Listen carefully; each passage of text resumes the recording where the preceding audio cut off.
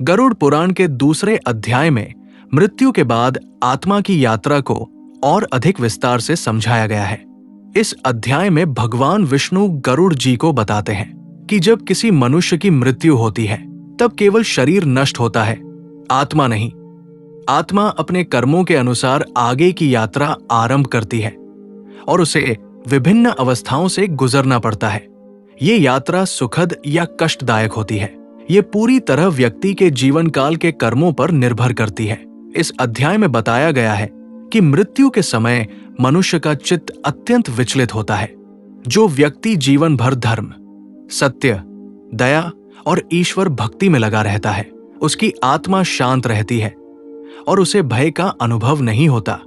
इसके विपरीत जो व्यक्ति पाप, अधर्म, हिंसा और छलकपट में लिप्त रहता है, उसकी आत्मा भय, पीड़ा और पश्चाताप से भर जाती है। मृत्यु के बाद आत्मा को अपने ही कर्मों का स्मरण होता है और वही स्मरण उसके लिए सुख या दुख का कारण बनता है।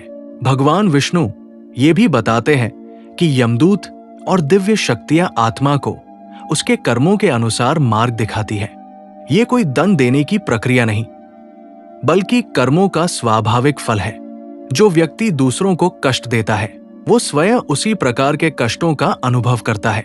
वही जो व्यक्ति सेवा, करुणा और पुण्य कर्म करता है, उसकी आत्मा को शांति और उज्जवल मार्ग प्राप्त होता है। इस अध्याय में सांसारिक आसक्तियों की नश्वरता पर विशेष बल दिया गया है।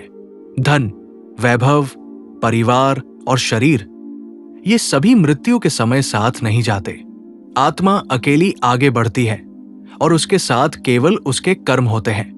इसलिए मनुष्य को जीवन रहते ही ये समझ लेना चाहिए कि वास्तविक पूंजी उसका धर्म और सत्कर्म है। भगवान विष्णु गरुड़ जी को समझाते हैं कि जो व्यक्ति ये सत्य जान लेता है, वो जीवन में संतुलित और भयमुक्त हो जाता है।